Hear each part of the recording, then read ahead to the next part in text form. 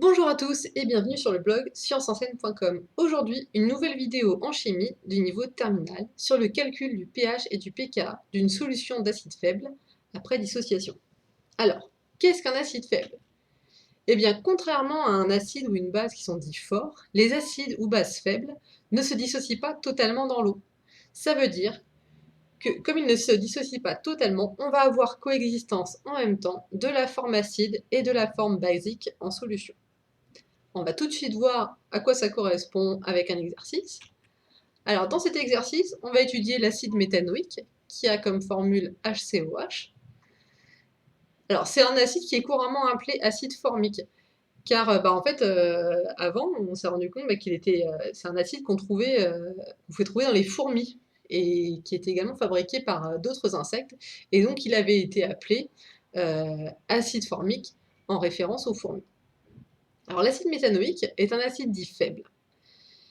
Et donc, pour caractériser cet acide faible, on va pouvoir répondre à différentes questions dans cet exercice.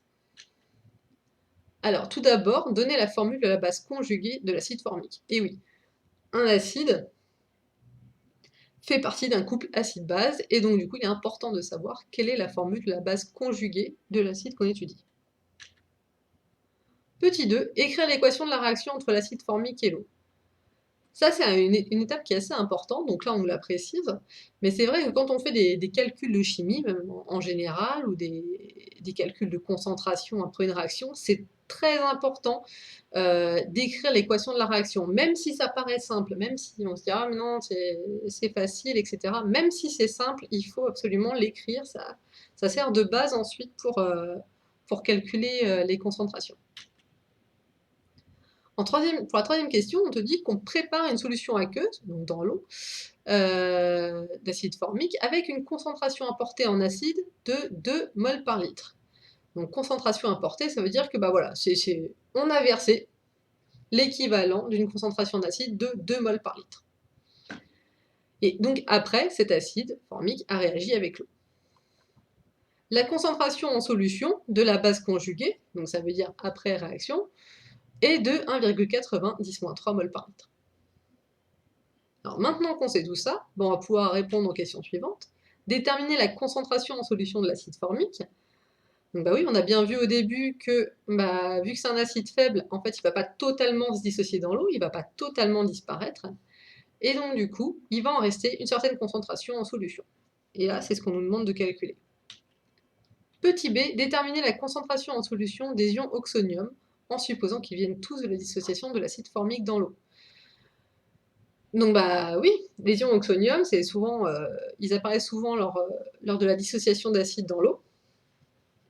Et donc on va sûrement les faire apparaître ici dans la réaction 2. Et donc on nous demande de calculer leur concentration maintenant que notre acide formique a réagi avec l'eau. En petit c, on va déterminer le pH de la solution. Bon, si on a calculé la concentration en ions oxonium, on voit qu'on peut déterminer facilement le pH de la solution. Et enfin, déterminer le pK du couple en jeu. Alors, on commence tout de suite par la question 1. Donner la formule de la base conjuguée de l'acide formique. Alors, comment on fait? C'est assez simple. Parce que tu as dû revoir ça dans ton cours. En fait, pour former la base conjuguée, il suffit en fait d'enlever un proton à l'acide méthanoïque. Voilà. Dans un couple acide-base, en fait, l'équilibre est trouvé en... c'est un échange de protons.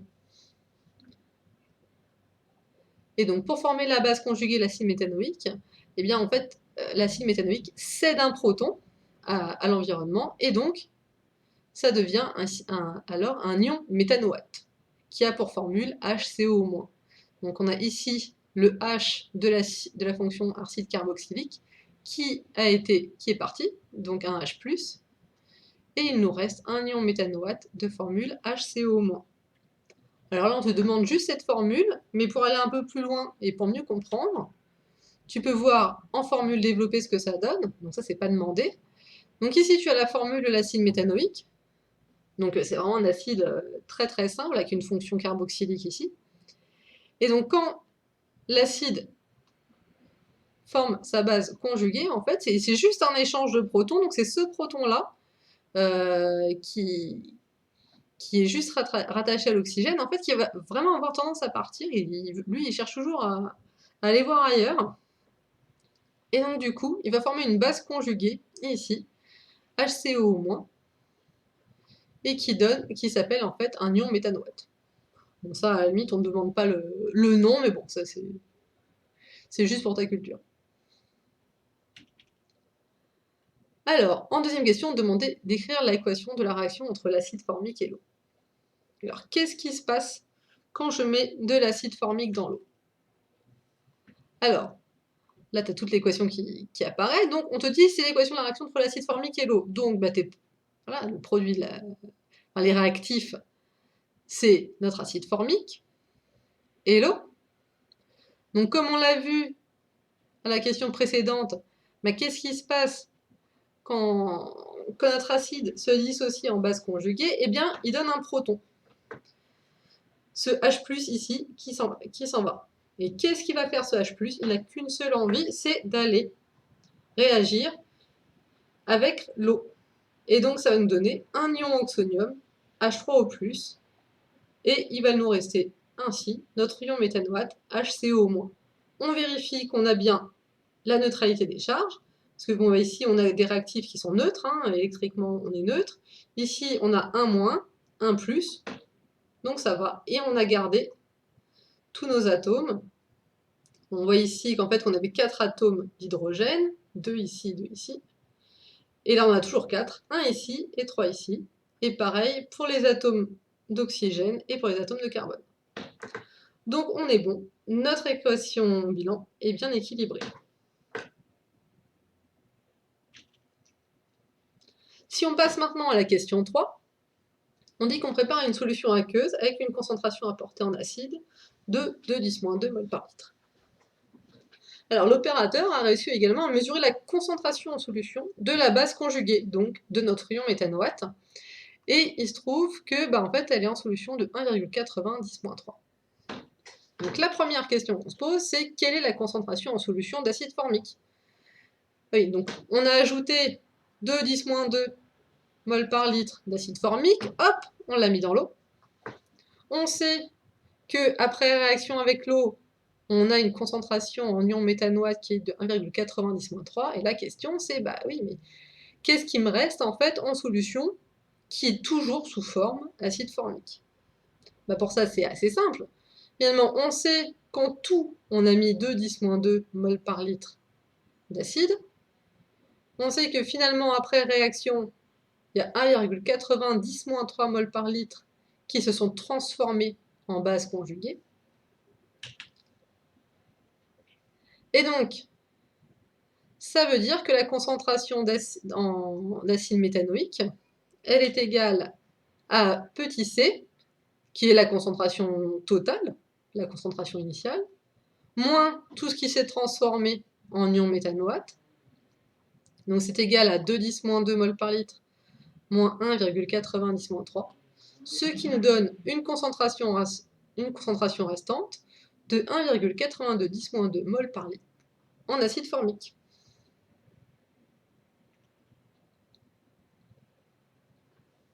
Alors, la deuxième question, c'est déterminer la concentration en solution des ions oxonium en supposant qu'ils viennent tous de la dissociation de l'acide formique.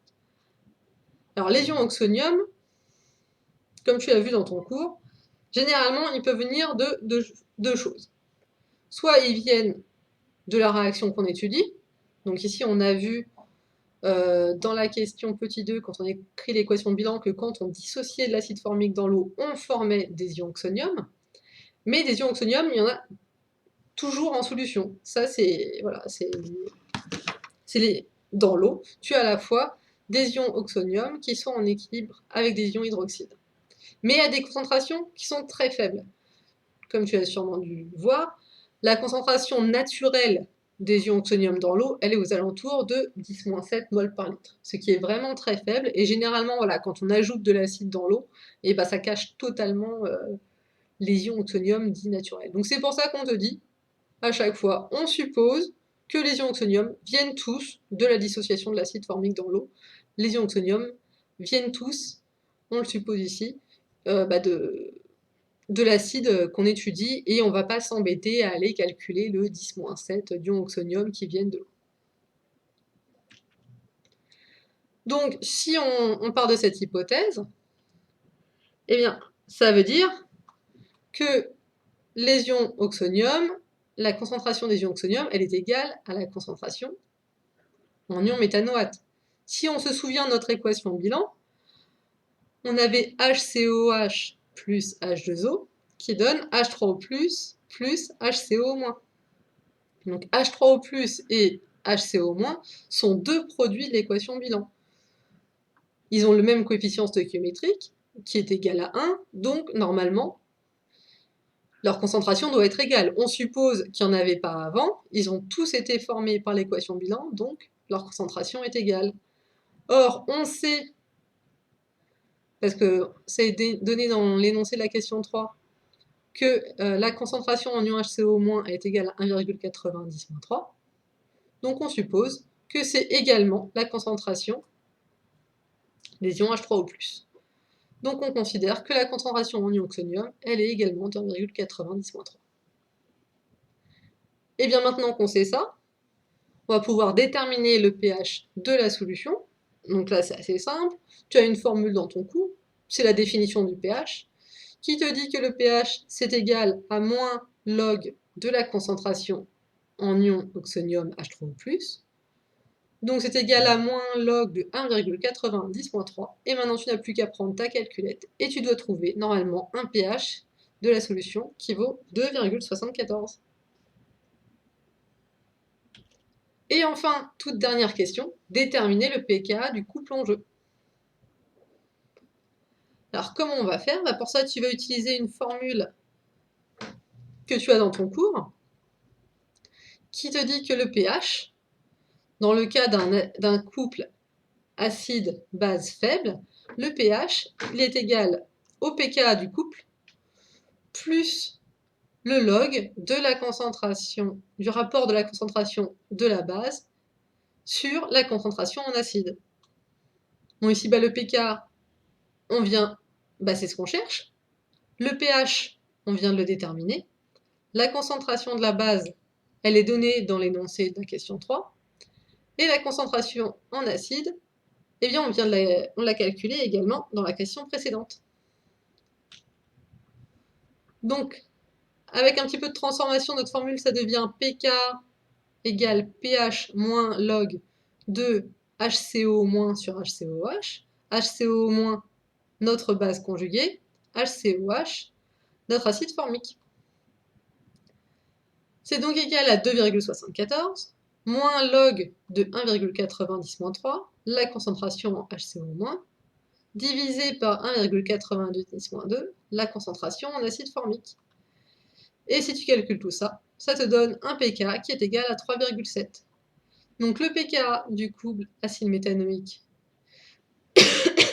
et de sa base conjuguée ion méthanoate est de 3,7, ce qui montre bien qu'il s'agit d'un couple acide faible, base faible. Voilà, j'espère que cette vidéo a répondu à tes questions et je te dis à bientôt sur le blog scienceenseignes.com.